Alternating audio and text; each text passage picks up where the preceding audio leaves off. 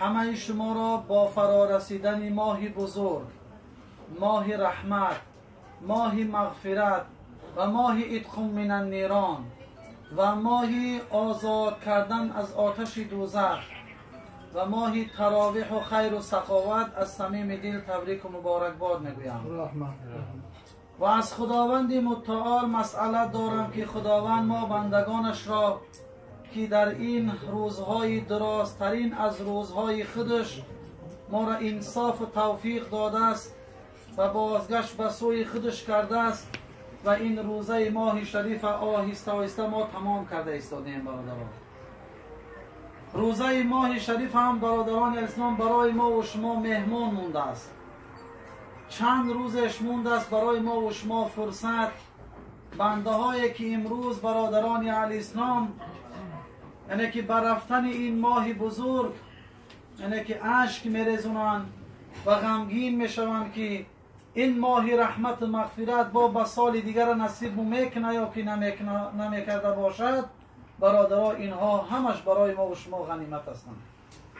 ما دوستای داشتیم، برادرای داشتیم، پدرای نورانی و مادرای نورانی داشتیم که سالهای گذشته در سر دستارخون قطیم و ششتگی بدن و امروز فرصت اونها را از بین ما و شما برد به عالم برزخ، به عالمی که دیگه اونها عبادت کرده نمیتونن، به عالمی که اونها حسرت میورزن که خدایا ما را از سر زنده بساز. ما در این دنیا نماز 5 وقته، روزه ماه شریف رمضان، خیر و سخاوت های حقیقی برپا کنیم، نه که اونها را خداوند فرصت شوی دست شو گرفت. برادران اهل اسلام، چند چیزی هست که رسول خدا گفتن که بعد از گذشتن او را واویلا میگوی، حسرت میخری که کاش که من همین را بگردم و بکنم، نه که او چیز از دستی تو میرود. یکم سلامتیه که در زمان سلامتیت سر به سجده نرفتی و در سری پیرید رفتی و بعد غمگین شدی که یاش میبودم سجده های خوب میکردم. دویم در وقتی ثروتمند بدنت سخاوت و زکات مال ندادی، بعد کمبغل شدی و گفتی که کاش که در وقتی همون دارایی من زکات میدادم و یعنی که پول میدادم مردم. برای همین برادران اهل اسلام، همه مسلمانان سراسر دنیا که امروز دهن روزدار هستند، اونها را هم همشون در خاندانشان پروردگارا این ماه بزرگ مبارکباد میگویم. هر یک مسلمان برادران اهل اسلام در گردن شرط است که در حق یک مسلمان دیگرش دعا بکنه و خصوصا در این ماه بزرگ و این ماهی که ما نه به پول خریده میتونیم. ساعتهای این ماه برادران اهل اسلام با برکت هستند. ساعتها و منوتها و دقیقه های این ماه بزرگ برادران اهل اسلام غنیمت هستند. هر کس در این دهه آخر که امیسیه پروردگار است، یعنی که خداوند در این دهه اخیر گناهایی که 100 ساله کرده توبه کرده و آب دیده کرده صحیح، خداوند خودش میگوید که من این بنده ها را عتق من النیران میکنم، یعنی که اینها را از آتش دوزخ خلاص میگردانم. هر روز صدها هزار آدمی گناهگار خداوند در این دهه اخیر عفو عموم میکند، یعنی که اونها را در میگذرد، اونها را میبخشد. خدایی که امروز ببینید برادران اهل اسلام، ما و شما را اینقدر میپرتاییمش، نمازاش نمیخونیم، ثروتمند میشیم، زکاتی میه وقتش غمو میگیره، صدقه های فطر مو پرداخت نمیکنیم. برادران، مادران نورانی و پدران بزرگوار و پدرانی که با کرامت را ما احترام نمیکنیم. در این ماه بزرگ برادران الاسلام، ما اگر توبه کنیم، پیش پدر و مادر خود بریم توبه کنیم، خداوند از همه گناه های ما در میگذره. به خاطر چی؟ به خاطر این وعدش است که عتق من النیران است. دهه اخیر برادران الاسلام دو فضیلت دارد نسبت به دهه های مابین، یعنی که اول رسول خدا صلی الله علیه و سلم پرسیدند که دهه اخیر چی فضیلت داره؟ گفت یکم فضیلتی دهه اخیر یعنی که فرقیتش از دهه های مابین اول، فضیلتش همین است برادران که این دهه اخیر ماه عتق من النیران و شب قدر دارد. شب دارد که در همون شب قرآن اومدگی است. شب دارد برادران اسلام در همون شب که خداوند در همین ماه بزرگ روز درس داده ملا بچه ها را که خداوند در قرآن میگوید که ما نازل کردیم قرآن را در این ماه شریف رمضان و روزه ماه شریف رمضان را در این ماه چکار کردیم، فرض گردوندیم که مردم اینها را چکار کنن، اطاعت کنن.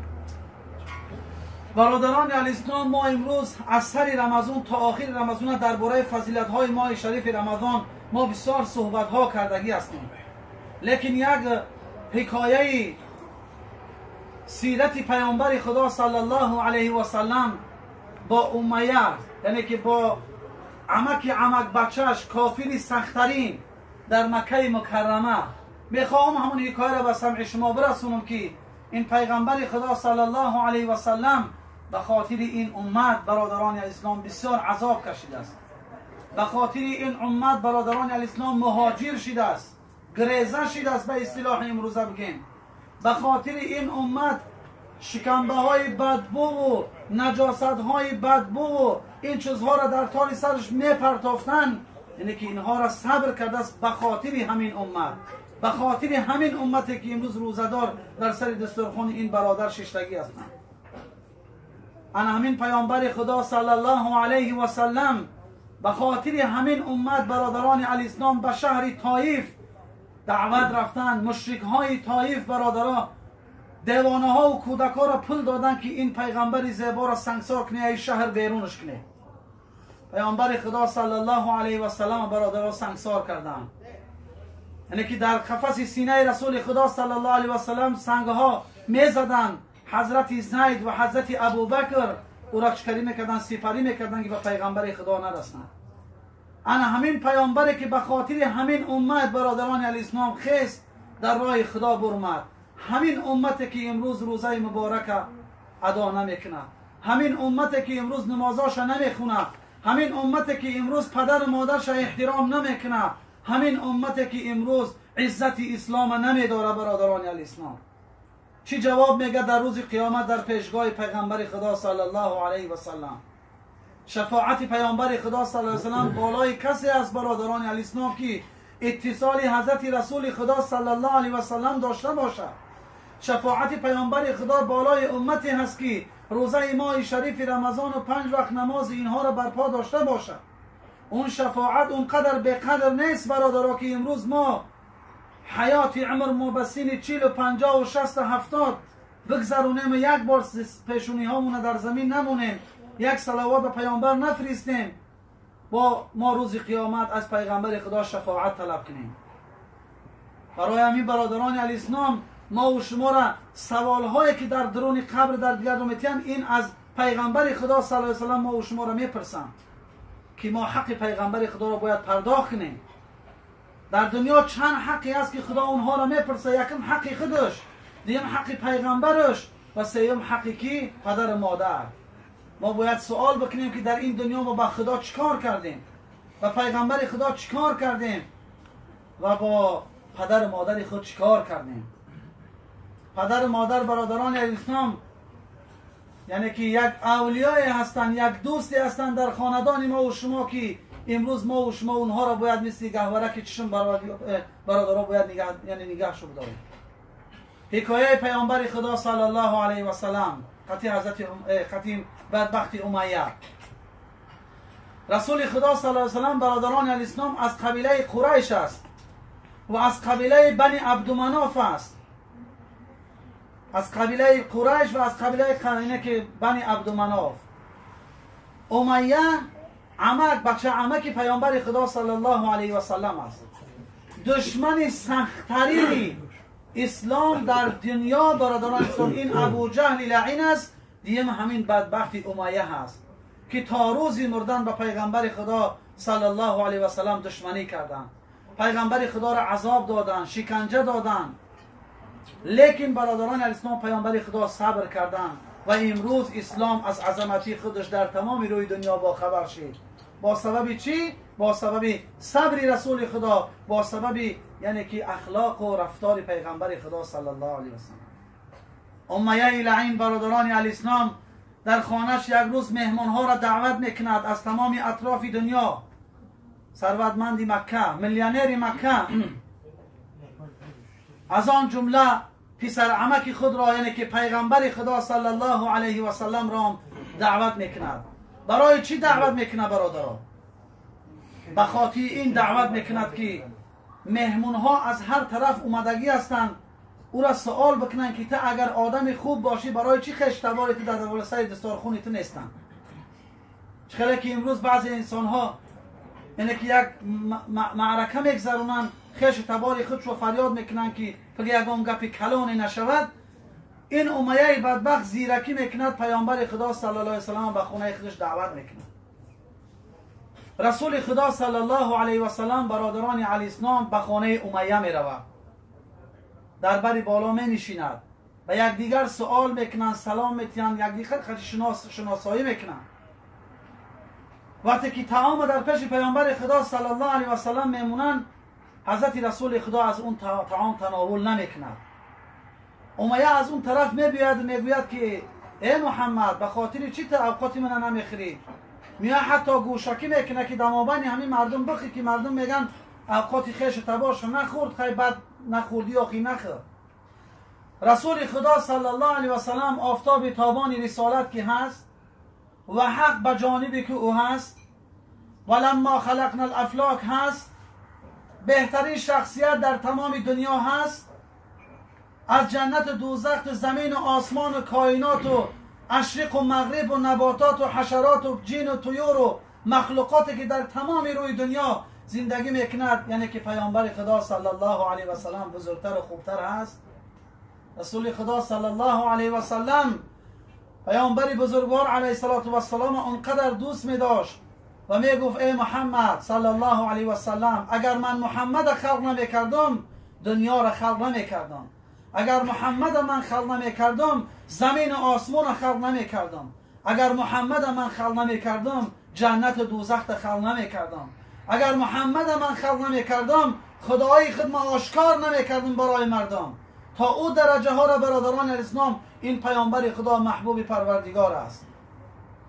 برای همین برادران اسلام، این شخصیت قهرمان ملت اسلام، این پیامبر بزرگوار حضرت محمد راستگو، این برای ما و شما برادران اسلام بهترین اشخاص در این دنیا، برای ما و شما پیشوای بهترین است. برادران شما برای شفاعت پیامبر خدا زاره محمد صلی الله علیه و سلم در روز قیامت ببینید که در ته عرش پروردگار چند ساعت در پیش عرش پروردگار گریه میکند برای شفاعت همه امتی گناهگار. خدایا امتی من ببخش، خدایا اگر امتی من نبخشی سرم از سجده نمیبردارم. کدام کلانتر امروز اینقدر خدمت برای خردابهاش میکنه برادران الاسلام؟ امروز یک کلانتر اگر این قدر یاردمت نه در 50 جا مینتت میکنه. رسول خدا صلی الله علیه و سلم کی را مینت کرده است؟ رسول خدا صلی الله علیه و سلم کی را قصه پول کرده است؟ رسول خدا صلی الله علیه و سلم کی را قصه یگام چیزی دنیایی کرده است؟ اگر این اهل مکه به خدا قسم تیار بودن که بهترین دختر در اختیارش بتیم، خوابچه طلا را ابو جهل آورده دست ابو طالب داد، خوابچه طلا را گوی ابو طالب جیان تبگو خارزات تبگو ما را غم نتیه همین طلا را بگیره و خب کنن. رسول خدا چی جواب داد؟ رسول خدا گفت ابو جهل بفهمونه که همین آفتابه که 2 برابر همین زمین کلون های، همین محتابه که 1 برابر همین زمین کلون است، همین اگر از طرف دست راستی من بدازن، محتاب از طرف دست چپی من بدازن، قسم به خدا از این دعوتم نمیگردم، یا دین در تمام روی دنیا پهن میشود یا محمد جانش به آفریدگار میسپارد. انهی از راه دعوت، انهی از راه حقیقت، انهی از راه حقیقت و اخلاق برادران الاسلام. وقتی که امیه آمد گوشکی کرد، گفت ای امیه، تو اگر کلمه زیبای اشهد ان لا اله الا الله و اشهد ان محمد رسول الله به زبان اقرار نکنی، من این اوقاتی تو را نمیخورم در پیش همه مهموناش. امیه وقتی این سخنکی گفت دیگه ناچار من گفت به همین کلمه اشهد ان لا اله الا الله، گوام به کلمه اشهد ان لا اله الا الله، گفت این اشهد ان لا اله الا الله و اشهد ان محمد رسول الله به زبان اقرار کرد. برادران الاسلام، ایمان چیزی است که یعنی ایمان چیزی است که اقرار کردن به زبان است و تصدیق کردن به دل است. کسی به زبانش لا اله الا الله محمد رسول الله بگه و به زبانش قبولش نداشته باشه مسلمان نیست. هرش چسبیدگی هم باید دل قبول کنه. فهمیده برادران الاسلام؟ انا همین بدبختی امیه بر زبان اقرار کرد که اوقات ما حضرت بخواد در پیش مردم شرمنده نشه. حضرت میگه با وجودی همین هم چیکار کرد؟ اوقاتش نخورد. از همون بگیم گلاسا و از همون خرماها و از همون چیزهایی که مثلا بگیم میوگی هستن کم کم نوش جان کرد و خستن و برفتن برادران. در تمام مکه آوازه شید برادران که امیه مسلمون شید. امیه اینه که به اصطلاح امروزه بگیم که بای داد، دین شرف در محمد سپارید، دین محمد قبول کرد. عتبه نام یک جوره سخت داشت این بدبختی امیه. میگه فهمید گفت همون امیه را بگه که اگر از پیشم ببرایه کلش از تنش جدا میکنم دیگه قطعی من جورگی را ببره. گفت برای چی؟ گفت که این محمد قبول کرده است. این قدر ما ای را گفتیم، این قدر ما ای را زاره کردیم، این باز رفتیم به محمد صلی الله علیه و سلم. با خدا قسم ایمان چیزی نیست که برادرها به هر کس خدا نصیبش کنه. ما هزارها باید شکرانه کنیم که امروز خدا را قدی پیغمبر خدا میشناسیم. ببینید که شخصیت هایی که به پیغمبر خدا همسایه بدن یک پشت به پیغمبر خدا می رسیدن از دنیا کافر رفتن. ابو طالب روز این نزع جانش پیغمبر خدا اومد بالای سرش گفت ای ابو طالب تو دمون خدمتی بسیار کرده. الم یجدک یتیما فآوی. خداوند منت میکنه محمد صلی الله علیه و سلم ما تو را یتیم تربیت کردیم، در خانه ابو طالب کلامت کردیم، دل ابو طالب ملایم کردیم که تو را 4 سالگی به 25 سالگی برو رسون. گفت ای ابو طالب تو من بسیار خدمت کردی، تو میدونی که همین خدمتی تو برباده اگر همین لا اله الا الله محمد رسول الله نگوی. همین نو ابو طالب همین لا اله الا الله گفتنی بود که عوض ابو جهل گفته مردک چیکار میکنی؟ تی گفته من مسلمون نمیشم، مسلمون شدنی. گشت نگاهش کرد با نگفت.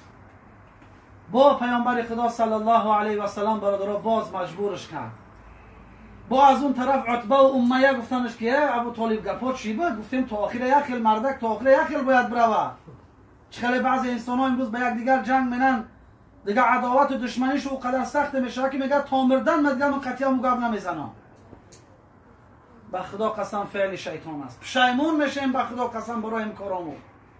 روزی که چلیکام میبندن منهمون میبندن کرتاهای $1000 را اتنمو میبرارن جیبکای پل جیبکو میکشن میگیرن ساعتا و تلفونام و تقسیم میکنن. او روز افسوس میخوری رمقی از جانت مونده است که میگوی کاش که برم قطعا و آدم آشتی کنم دیگه فایدت نمیکنه برادران علی اسلام.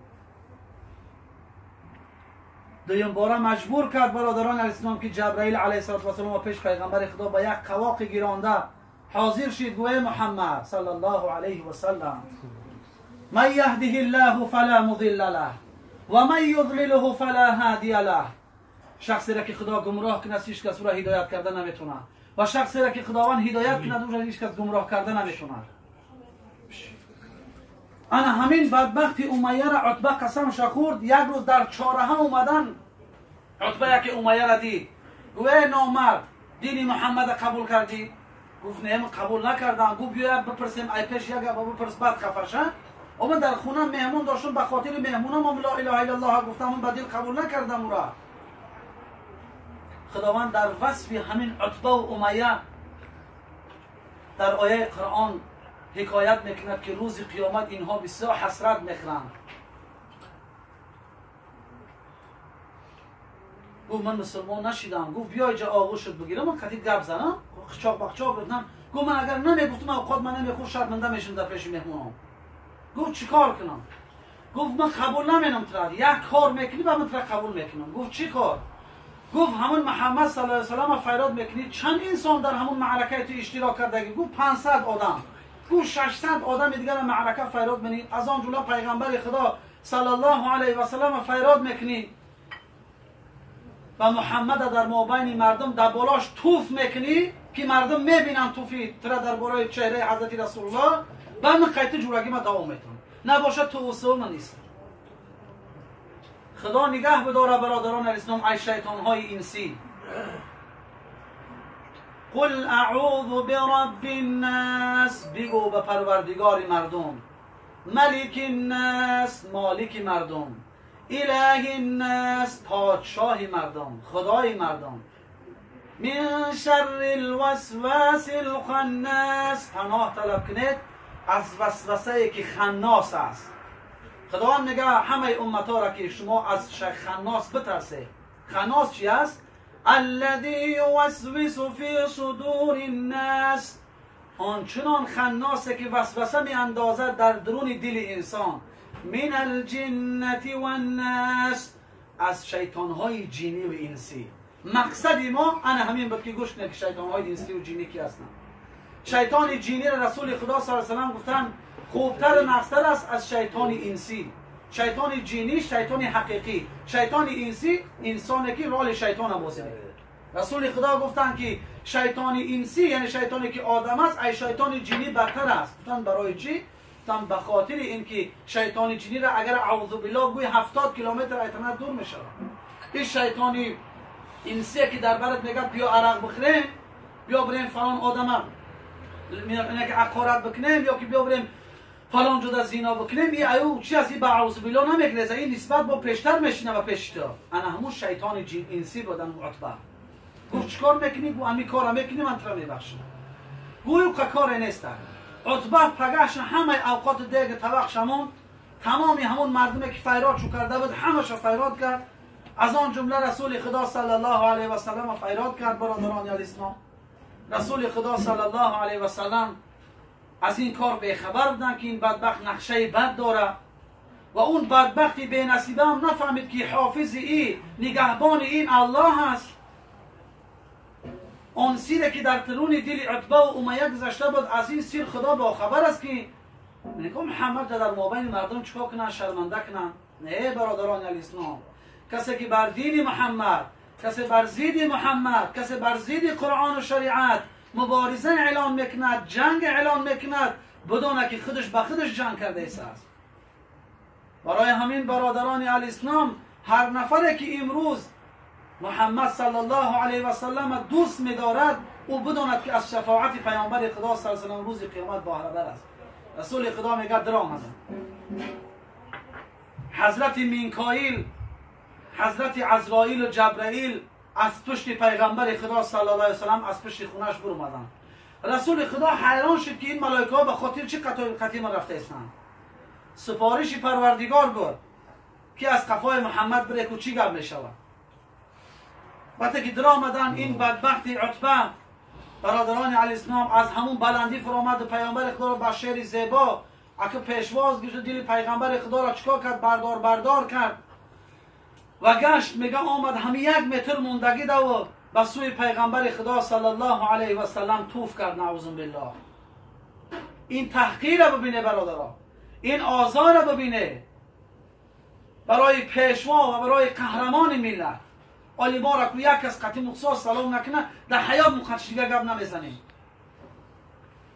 این کتگی را باید پیامبر خدا صلی الله علیه و سلم کنه برادران. و این بدبختی به نصیبه توفش میگه بر روی محمد نامده. این دو سه ملائکه که بدن بگیم با اصطلاح امروزه کسلته گفتنی، چیز گفتنی، به همون علش کردن، یعنی که بگیم با قفا پرتافتن، در روی خودش پرتافتن، در روی همون عتبه بدبخت. وقتی که در روی عتبه پرتافتن برادرها، همون عتبه را به یک قوله که در همین روش کسلی سوختنی، جزستی و داد و فریاد در مابین مردم 500-600 نفر خدا شرمندش کرد و وعست، یعنی که جاغا گرفت که از اون بدبختی عتبه، یعنی امیه را این خیل کرد. از اون طرف عتبه میگه آمد گوه ای مردم، نعوذ بالله این محمد جادوگری کرده است. این هیچ کار نکرده است، در پیشش مرده است، قبول نداره برادران الاسلام. ختم الله علی قلوبهم وعلى سمعهم وعلى ابصارهم غشاوة ولهم عذاب عظیم. سوره بقره. خدا میگه ما کسی را دلش محکم کنیم، چشم او را کور کنیم، گوش او را محکم کنیم، او دیگه حقیقت نمیبینه، او خیال میکنه که تا مردم من طغری هستم. همده برادرها، میگه وقتی که همین خیال شد، میگه عتبه اومد، در دستش به یک قول 4-5 تا سنچیله بود، در دستش تو محکم. گفت تو پیغمبر اخیر زمان هستی؟ گفت ها. اونه که معجزه پیامبر خدا صلی الله علیه و در پیش او جون کنده است، او را قبول نداره. گو اگر تو پیغمبر خدا باشی در همین دستی من چی است تو بگو، من اینا بجاشو کردم، من قبول منم که محمدی بر حقیقته. رسول خدا صلی الله علیه و سلم حضرت جبرئیل گفت ای محمد دعا که ما آمین بگیم خداوند قام و قوسین او الادنا شبر داشته است، ای عرش معلا ما را تماشا کرده است، از دعایت قبول می شود. گفت رسول خدا دعا کرد و گفت پیامبر خدا صلی الله علیه و سلم گفت ای عتبه، گفت همون چیزهایی که در دستی تن من ندیدم شما همونها چی هستن، همونها خودشو بگن که من کیم، تو باور میکنی که من پیغمبر هستم. در مابین 500 آدم برادران علیه السلام گفت اگر ایتا شود بسیار عالی جناب می شود. بعد میگه پیامبر خدا صلی الله علیه و سلم دعا کردن، حضرت جبرئیل، میکائیل، اسرافیل دعای خوب کردن. گفت پیامبر خدا گویا همون مخلوق هایی که در دستی همین منکر قیامت هسته به زبان بیاید که اگه جای حقیقت آمد و جای یعنی که ناتغرگی و باطلی آمد. همین سخن گفته بود برادران علیه السلام که عتبه میگه همون قدر دست میجکید، قسم به خدا شاهدا در کتاب صحیح مسلم و بخاری میگوید که میگه همین خیلی جقیدگی بود، همین چلیکای عتبه رو میگفت دیگه یک کس میجغونه، ای همین دستاش میگه سنچیل ها با همین زبان فصیح گفتن اشهد ان لا اله الا الله و اشهد انک محمدا عبده و رسوله.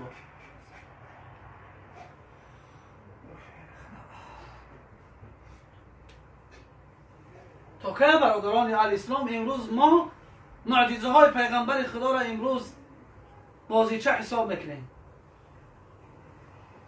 تا که امروز برادران علیه السلام ما اینقدر مخلوقاتی، اینقدر بهترین اشخاصی که در مابین ما و شما اینقدر عذاب، اینقدر تحقیر، دیگر 3 سنچیل دیگرش مونده بود، دیگر عتبه میگه شرمنده شد، هدایت نیافت، باقی مونده شد در زمین شپی، از معرکه شرمنده برمد و برفت. آیت اومد، در همین حال آیت اومد در 4م پاره هست برادران علیه السلام که روز قیامت دا فوق صوت النبی گفت ای محمد، گفت یارات بگو که آواز و در پیش تو بلند نکنن، امتی تمام دنیا را خبر کنه. خدا گفت آواز تو در پیش محمد بلند نکنه که از عتبه و شیبه بر تو میکنم. خدا گفت این شخصیت نیست که در مابین مردمی قدر تحقیر شود. و تعذروه و تعقروه بکرتا و اصیلا، محمد پشتیبانی کنه، محمد در جایی که نومش شنیده با آواز مبارک بگیره، محمدی زیبای راستگو، محمدی مبارک علیه السلام، نه اینکه محمدی عادی. از محمدای دنیا باید فرق کنه محمد برادران علیه السلام. آیت دوامش اومد، گوش کنه. گفت این عتبه و این شیبه، گفت خداوند گفت روز قیامت انگشت حسرت میگزن، دستاش و تا کتیفاش و میخیرن روز قیامت که چون من مسلمان شدم ای پیش جوران با گشتم و پیغمبر تحقیر کردم. برای همین برادران علیه السلام وقتم خیلی رفت، باور که سخن بسیار شیرین رفت. ببینید من 10 دقیقه گپ زدم، خیلی وقت رفت. برادران بسیار میخوام از شما که امروز همون کارگر هستین، برادران همون بفره میشین. خداوند پروردگار ما و شما را از تأخیر پیغمبر خدا صلی الله علیه و سلم خداوند ما و شما را نگهبان باشد. خداوند دشمنان اسلام پروردگار را هدایت کند که به اسلام عزیز، به قرآن کریم، به پیغمبر بزرگوار علیه السلام پروردگار را محبت کنند، چقه نشوند که به سبب اون منافقان و فاسقان تمام دنیا را خدا پروردگار چپه میکند. برادران علیه السلام به خدا قسم، به خاطر محمد دنیا را چپه میکند. خدا در کار شود. در شهر طائف وقتی که طائف رفت سنگسارش کردن، به خدا جبرئیل اومد گفت خدا میگه که اگر بخواه که طائف بالای مشرک چپه کنه. خدا پیامبر خدا نگفت نه، به خاطر ما. برای همین برادران علیه السلام همه ما و شما باید امروز این محمد زیبای راستگو را باید در روزش 100 بار، کمش 50 بار، 30 بار، 40 بار، لااقل 3 بار با او بگیم اللهم صل علی سیدنا و نبینا و مولانا محمد فی الاولین و فی الاخرین و فی الملأ الاعلی الی یوم الدین. ما باید واجب است که برای اون یعنی که صلوات بفرستیم. الله در قرآن میگوید ان الله و ملائکته یصلون علی النبی یا ایها الذین آمنوا صلوا علیه و سلموا تسلیما. ببین برادران اسلام، خدای بزرگ میگه که ای بندگان من، شما میدونید که اینقدر ملائکه هایی که در عرش من ایستادگی هستند به پیغمبر شما صلوات میفرستند و شما که دعوای ایمانی و قرآنی که دارید، شما هم باید به پیغمبرتون صلوات بفرستید. و ما و شما هم برادران اسلام امروز به زبانهای ما با صلوات